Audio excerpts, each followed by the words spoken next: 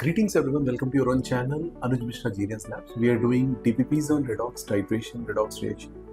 Let us see question number 14. 8 grams sulfur are burned to form sulfur dioxide. Sulfur का atomic mass को पता है 32 grams per mole. So 1/4 mole हो गए. Oxidized by chlorine.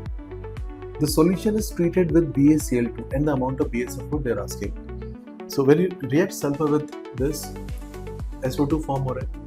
SO2 which is oxidized by Cl2 water, and then you are getting BaCl2. So basically you are equating the gram equivalents of BaSO4 with the gram equivalents of initial substance, and that can be the easiest approach to solve the question. Sulfur से SO2, SO2 से sulfate, sulfate से barium sulfate. 8/32 is 1/4 mole. तो answer क्या बनेगा? Answer will be D. 1/4 moles आपको मिलेंगे barium sulfate के. Right? Question 15 देखते हैं. The number of moles of ferrous oxalate. देखिए केमिस्ट्री की लैंग्वेज बहुत अच्छी है कि us is less, ferrous, nitrous, okay, sulphurous, आपको वहाँ पे लेसर ऑक्सीडेशन स्टेट ध्यान रखनी, एंड इक मींस मोर, ओके, सो इक is higher oxidation state. Ferrous oxalate is Fe2O4, Fe+2 and C2O4-2. 1 mole of KMnO4 के साथ रिएक्शन कर रहे हो तो Fe+2 जाएगा +3 में, ऑक्सीलेट के लिए एन फैक्टर होगा 2. 1 मोल KMnO4 आपने यूज किया है तो 1 मोल KMnO4 के corresponding Mn is in +7 state, right? 1 mole KMnO4. तो आप दोनों की ग्राम इक्विवेलेंट इक्वेट करो. x into 3 is 1 into 5. तो आंसर क्या हो गया मेरा? 3/5. ओके, सॉरी 5/3 कर लेंगे. इजी सा question. Next question.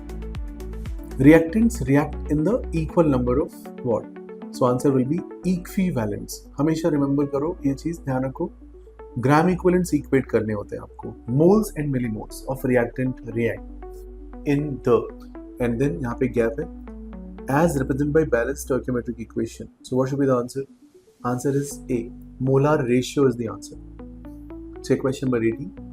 The reaction of white phosphorus with aqueous sodium hydroxide gives phosphine along with another phosphorus containing compound. P4 with NaOH gives NaH2PO2 with pH 3.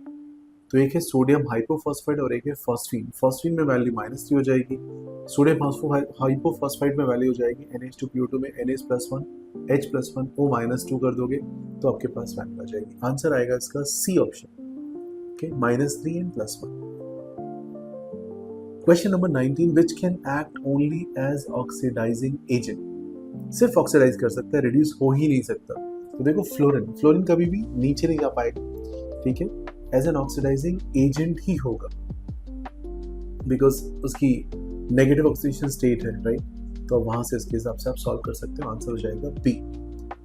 Thank you so much for watching this video. Keep liking, subscribe and sharing.